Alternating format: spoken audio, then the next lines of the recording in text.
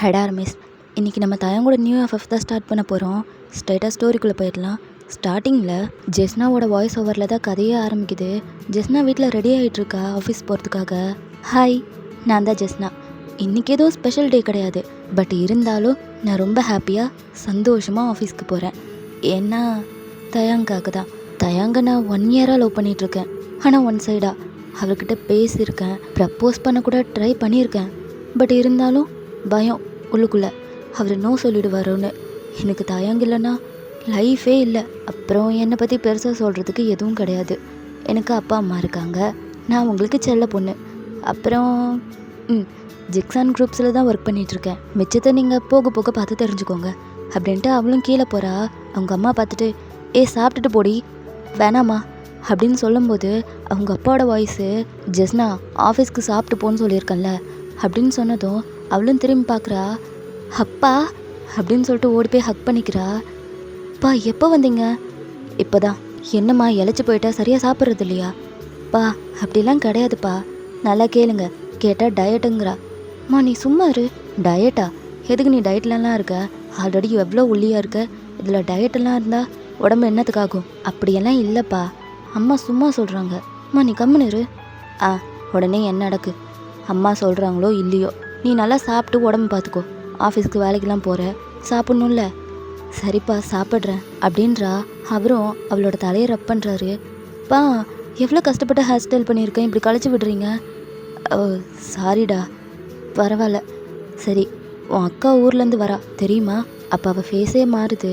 ஜெஸ்னாவோட அம்மா இருந்துட்டு, நிஜமா வாங்க, ஹாரா லண்டன்லேருந்து வராளா? ஆமாம், நேற்று தான் எனக்கு விஷயமே தெரிஞ்சதுமே உங்ககிட்ட சொல்லாமேன்னு வந்தேன். ரொம்ப சந்தோஷம். ரொம்ப வருஷத்துக்கு அப்புறமா வரால? ஆமாம், என் பொண்ணு எப்படி இருப்பான்னு தெரில. உங்கள் பொண்ணா? யார் உங்கள் பொண்ணு? அவள் ஒன்றும் உங்கள் பொண்ணு கிடையாது, நான் தான் உங்கள் பொண்ணு. ஜெஸ்னா என்ன பேச்சு பேசுகிற? அமைதியாக இரு. நான் எதுக்கு அமைதியாக இருக்கணும்? உனக்கு என்னடி அவன் மேலே இவ்வளோ வெறுப்பு? அவன் உன் அக்கா தானே. அக்காவா? எனக்கு முன்னாடி பிறந்ததுனால அவனும் என் அக்கா ஆகிடமாட்டா. அது மட்டும் இல்லாமல் அவளோட அம்மா வேற, என்னோட அம்மா வேற. இந்த வீட்டில் அவளை பற்றி பேசாதீங்க, எனக்கு அவளை சுத்தமாகவே பிடிக்கல அப்படின்னு சொல்லிட்டு அவள் பாட்டு கோவமாக போகிறா. அவள் அப்பாவுக்கு கஷ்டமாக இருக்குது. எங்க ஃபீல் பண்ணாதீங்க, அவள் ஏதோ ஆஃபீஸில் ஒர்க்கு ப்ரெஷர் போடுறாங்கன்னு சொல்லிட்டு இருந்தா, அந்த டென்ஷனில் கத்திட்டா. நீங்கள் எதுவும் ஃபீல் பண்ணாதீங்க. எத்தனை வருஷமாக பார்க்குறேன், என் பொண்ணை பற்றி எனக்கு தெரியாது. அவளுக்கு இப்போ வரைக்கும் ஏன் ஹாராவை பிடிக்கலன்னே தெரியல. அவள் எதுவுமே பண்ணல. சின்ன வயசில், அதுவும் 6 வயசுலேயே என்னை விட்டு லண்டன் போயிட்டா. ஹாரா கிட்ட பேசியே வருஷ கணக்காயிடுச்சு. இப்போ தான் ஏதோ வீட்டுக்கு வராலேன்னு சந்தோஷமாக வந்து சொன்னேன். எல்லோரும் ஒன்றா சேர்ந்து போய் பிக் பண்ணலான்னு நினச்சேன். ஆனால் இவ பேசுறத பார்த்தா வரமாட்டா போலையே. அவள் வந்தா என்ன, வரலன்னா என்ன, ஹாராவை நம்ம போய் கூட்டிகிட்டு வரலாம் அப்படின்னு சொல்லிட்டு இருக்காங்க. இப்போ அப்படியே ஜெஸ்னாவை பார்த்தா அவளுக்கு பஸ்ஸில் போகும்போது செம்ம கடுப்பு. அவள் மனசுக்குள்ளேயே திட்டிகிட்டு இருக்கா. 6 வயசில் இங்கேருந்து போனா, அப்பா எத்தனை டைம் அழுதுருப்பாரு, எத்தனை டைம் கால் பண்ணி கூப்பிட்ருப்பாரு தயவு செய்து வந்துருன்னு. ஆனால் இவ கேட்டாளா? எவ்வளோ திமிரு இவளுக்கு. அங்கேயே தானே இருந்தா, இப்போ எதுக்கு வரா இவ?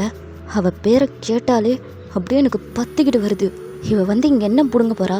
அங்கேயே இருந்து தொலைய வேண்டியதானே. சி, இவளை பற்றியெல்லாம் பேச வேண்டிய நிலமையாக போச்சு எனக்கு. சனியை எதுக்கு தான் இங்கே வருதோ? நீங்கள் என்ன யோசிக்கிறீங்க? யாருன்னு தானே பார்க்குறீங்க? அவள் என்னோட சிஸ்டர்னால் என் கூட பிறந்தவ கிடையாது. அவள் எங்கள் அப்பாவோட முதல் ஒய்ஃபுக்கு பிறந்தவ. எனக்கு அவளை சுத்தமாகவே பிடிக்காது. அவள் சரியான ஈகோ பிடிச்சவ, சரியான மான்ஸ்டர், ராட்சசி, இந்த மாதிரி நிறைய சொல்லிட்டே போகலாம். அவளுக்கு 6 வயசு இருக்கும்போது தான் எங்கள் அப்பா எங்கள் அம்மாவை கல்யாணம் பண்ணிக்கிட்டாரு. அந்த கோவம் அவளுக்கு. அது மட்டும் இல்லாமல் எங்கள் அப்பா அம்மாவுக்கு கல்யாணம் ஆனதுக்கப்புறமா அவளோட அம்மாவுக்கு உடம்பு முடியாமல் போயிடுச்சு. அப்படியே இறந்தும் போயிட்டாங்க. அதுக்கு எங்கள் அப்பா தான் காரணம்னு எங்கள் அப்பாவை எத்தனை வருஷமாக பனிஷ் பண்ணிட்டா தெரியுமா? அவளுக்கு 6 வயசு இருக்கும்போதே அவள் அங்கிள்கிட்ட சொல்லி லண்டன் கூட்டிகிட்டு போக சொல்லிட்டா. 6 வயசுலேயே அவளுக்கு அவ்வளோ ஈகோ இருந்துச்சுன்னா இப்போ வரப்போகிறா. இப்போ எவ்வளோ இருக்குமோ. ஆனால் அவள் வந்தாலும் அவர் என்னோட அப்பா தான். நான் யாருக்காகவும் எங்கள் அப்பாவை விட்டு கொடுக்க மாட்டேன். அவள் ஃபுல் நேம் சொல்ல மறந்துட்டு பாருங்க. அவள் ஃபுல் நேம் ஹாரா ஹைனா. போக போக அவளை பற்றியும் தெரிஞ்சுப்பீங்க. அவளை பற்றி எனக்கே இப்போ வரைக்கும் ஃபுல்லாக தெரியாது, ஏன்னா ரொம்ப வருஷம் ஆயிடுச்சு அந்த முகரக்கட்டையை பார்த்து. இருந்தாலும் அவளை பற்றி இந்த அளவுக்கு பேசுகிறேன்னா அவளை நான் அவ்வளோ வெறுக்கிறேன் அப்படின்னு சொல்லிட்டு இருக்கா. இப்போ அப்படியே ஆஃபீஸில் ஜெஸ்னா செம்ம டென்ஷனாக ஆஃபீஸ்க்கு வரா. ஆஃபீஸில் ஜெஸ்னாவுக்கு ஒரு பெஸ்ட் ஃப்ரெண்ட் இருக்கா, அவன் நேம் பிரீத்தி. அவளும் ஜெஸ்னா பின்னாடி தான் வரா.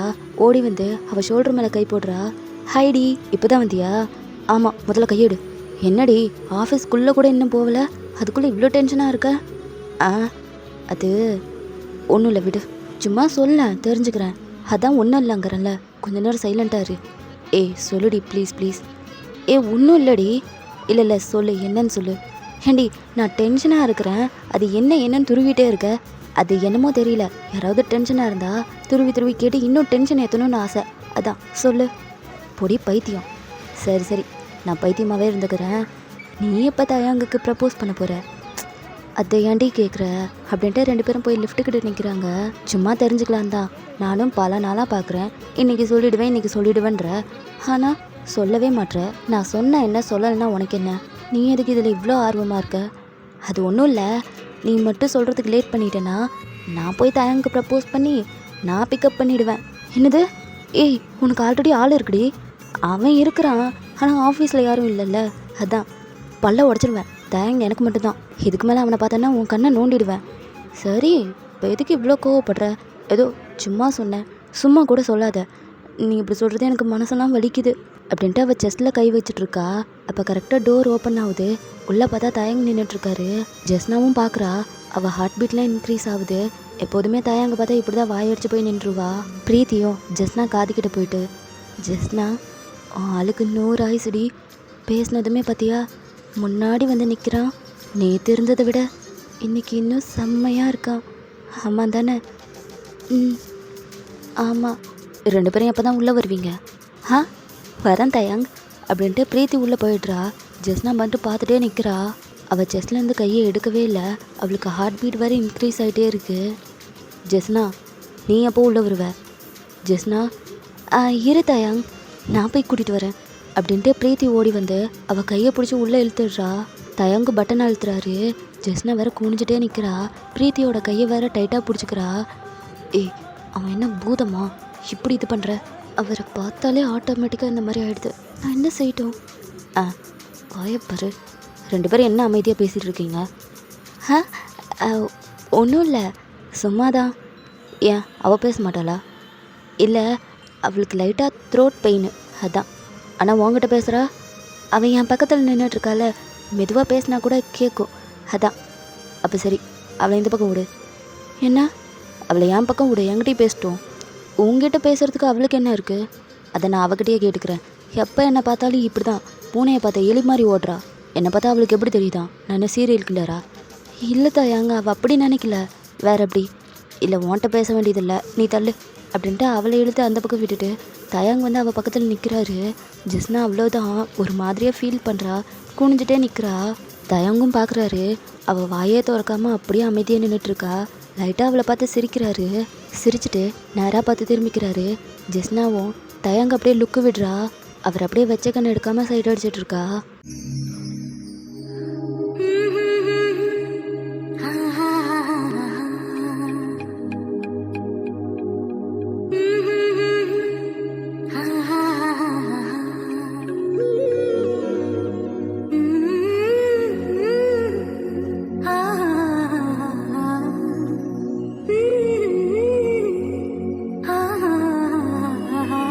தென் 3 பேருமே லிஃப்டில் இருந்து வெளியே வராங்க. தயாங்க இருந்துட்டு, பிரீத்தி, இன்னைக்கு நைட்டு நீங்கள் 2 பேரும் ஃப்ரீயா? என்ன இப்படி கேட்குற? இல்லை, நான் தப்பாக எதுவும் கேட்கல. ஆக்சுவலி என் ஃப்ரெண்டுக்கு பர்த்டே, டின்னர் அவனே அரேஞ்ச் பண்ணிட்டான். அதான் உங்களையும் கூப்பிடலாமேன்னு. உன் ஃப்ரெண்டுக்கு பர்த்டேன்னு நிறைய பசங்கள்லாம் வருவாங்கள்ல? ஆமாம், வருவாங்க. அப்புறம் நாங்கள் எப்படி வருது? ஏன் வந்தா என்ன? என்ன இப்படி கேட்குற? நாங்கள் எப்படி அங்கே வர முடியும்? நீங்கள்லாம் ட்ரிங்க் பண்ணுவீங்க. நாங்கள் பொண்ணுங்க, நாங்கள் எப்படி உங்கள் கூட? அதெல்லாம் ஒரு பிரச்சனையும் இல்லை. 2 பேரும் கிளம்பி வாங்க. டின்னருக்கு எங்ககிட்ட பணம் கேட்க மாட்டிங்களே. லூசாடி, என் ஃப்ரெண்டே ஏற்பாடு பண்ணிட்டான்னு சொல்கிறேன்ல. சரி, அப்போ கண்டிப்பாக வரேன். நான் வந்துடுவேன். ஆனால் இவ வருவாளான்னு தெரில. நீ ஒரு டைம் சொல்லி கூப்பிட்ரு. என்னடி சும்மாரு, அவ்வளோதானே அப்படின்ட்டு ஜெஸ்னா கிட்ட வந்துட்டு, நீயும் கண்டிப்பாக டின்னருக்கு வந்துரு. அப்போ பதில் எதுவுமே பேசாமல் அவள் பாட்டுக்கு நிற்கிறா. என்ன இவளுக்கு புரியலையே என்ன? இல்லை, புரிஞ்சிருச்சு. ஜஸ்ட்னா டின்னருக்கு வந்துடுவல்ல? வந்துடுறேங்க.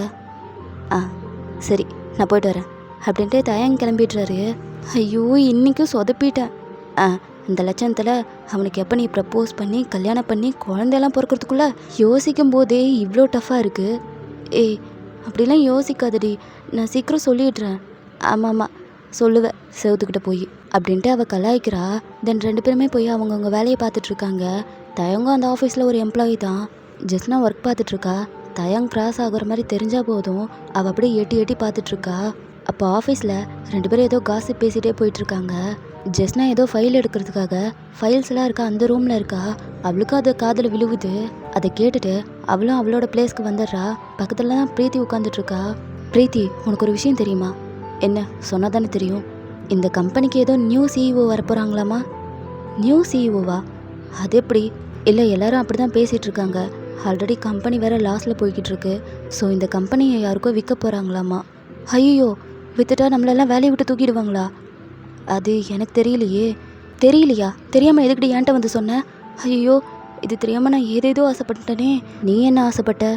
இல்லை, நம்ம டீம் லீடர் இருக்கார்ல, அவருக்கு என் மேலே ஒரு கண்ணு. இதை வச்சு தான் வேலை செய்யாமல் எஸ்கேப் ஆகிட்டு இருந்தேன். இப்போ புது சிஇஓ வந்தாங்கன்னா, இந்த கம்பெனியை விட்டு விரட்டிட்டாங்கன்னா நான் எங்கே போவேன்? மித்த இடத்துக்கு போனால் வேலை செய்யணுமே. அதானே பார்த்தேன். நீயாவது வேலை போகுதுன்னு ஃபீல் பண்ணுறதாவது.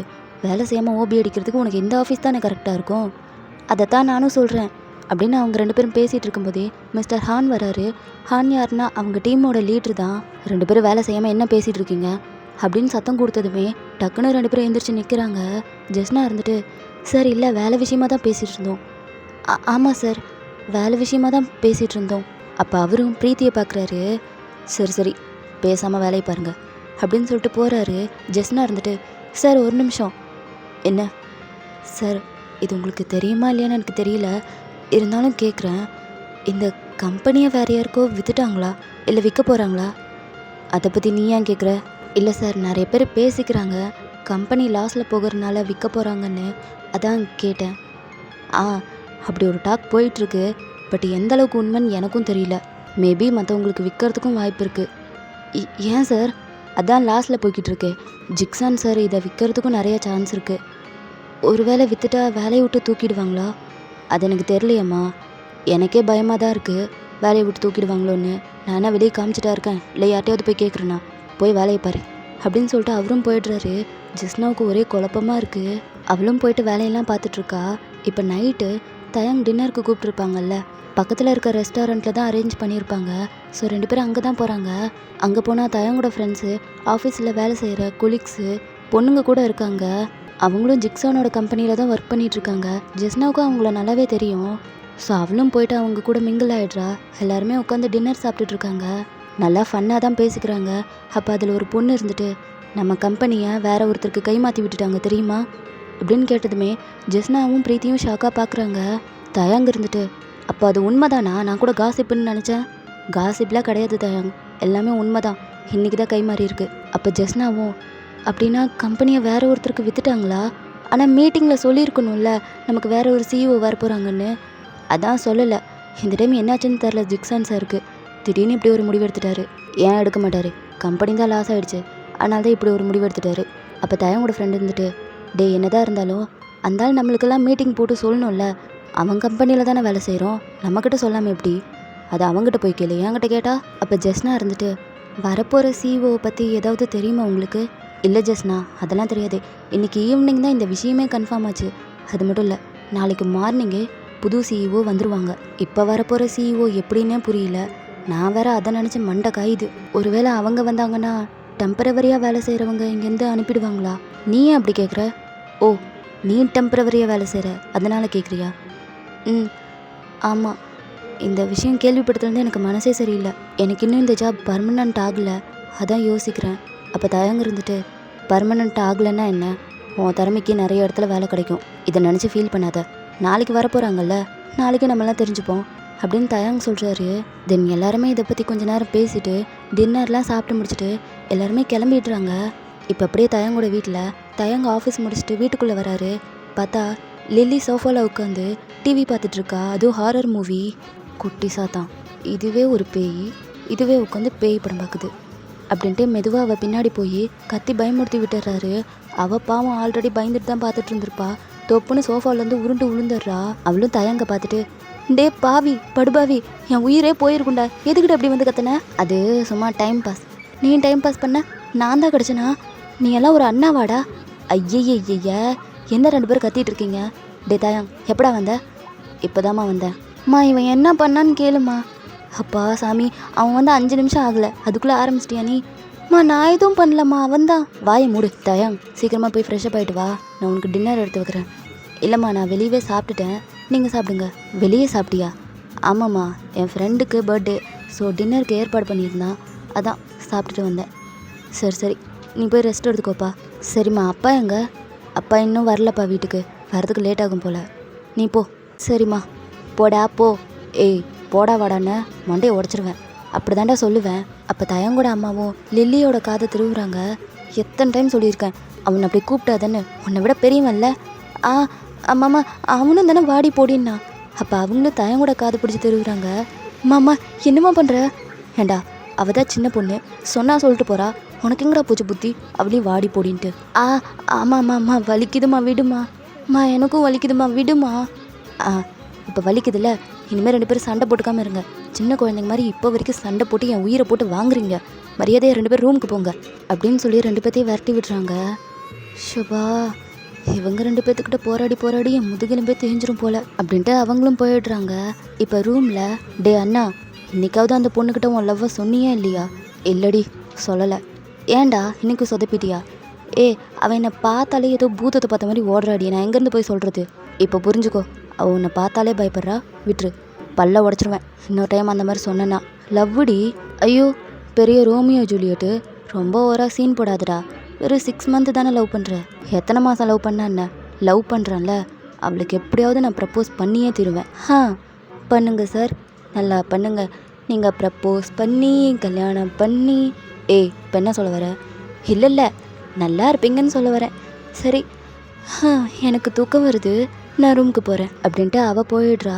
தயங்கு வந்து பெட்டில் படுத்துட்டு அவரோட ஃபோனில் ஃபோட்டோ பார்த்துட்ருக்காரு. அது ஜெஸ்னாவோட ஃபோட்டோ தான். தயங்கும் ஜெஸ்னாவை லவ் பண்ணுறாரு, அவகிட்ட சொல்லணுன்னு தான் பார்க்குறாரு. பட் அவள் தான் இவரை கண்டாலே ஓடுறாளே, ஸோ அதனால் தயங்கால சொல்லவே முடியல. அவரும் ஒரு 6 மந்த்தாக தான் அவளை லவ் பண்ணிகிட்ருக்காரு. தென் அப்படியே நெக்ஸ்ட் டே ஆஃபீஸில் எல்லோரும் வெளியே தான் நிற்கிறாங்க, பிகாஸ் நியூ சிஇஓவை பார்க்கணுன்றதுக்காக. ஜெஸ்னா, தயங், பிரீத்தி எல்லாருமே ஒன்றா நின்று பார்த்துட்ருக்காங்க. பிரீத்தியும், இந்த சிஇஓ எப்போ தான் வருவாங்கடி, வெயிட் பண்ணு, எவ்வளோ நேரமாக நின்றுட்டுருக்கோம், சீக்கிரமாக வரதுக்கு என்ன, அவசரத்துக்கு அவங்க வர முடியுமா அப்படின்னு அவங்க பேசிகிட்டு இருக்கும்போதே ஒரு காஸ்ட்லி கார் ஆஃபீஸ் முன்னாடி வந்து நிற்கிது. தோ வந்துட்டாங்க பாரு அப்படின்னு ஜெஸ்னா சொல்கிறா. எல்லாரும் பார்க்குறாங்க. கார் டோர் ஓப்பன் ஆகுது, உள்ளேருந்து அப்படியே நீங்கள் இறங்குறீங்க. உங்களை பார்த்ததுமே எல்லாருமே வாயை பொழந்துடுறாங்க. நீங்கள் பார்க்க செம்ம அழகாக இருக்கீங்க, அந்த கம்பெனியோட புது சிஇஓ நீங்கள் தான், ஜிக்ஸான் குரூப்ஸை நீங்கள் தான் மொத்தமாக வாங்கியிருக்கீங்க. உங்களை பற்றி சொல்லணுன்னா சொல்கிறத விட பார்த்தே தெரிஞ்சுக்கோங்க, இதை பார்த்து தெரிஞ்சுக்கோங்க, உங்கள் கேரக்டர் இந்த மாதிரி தான் இருக்கும்.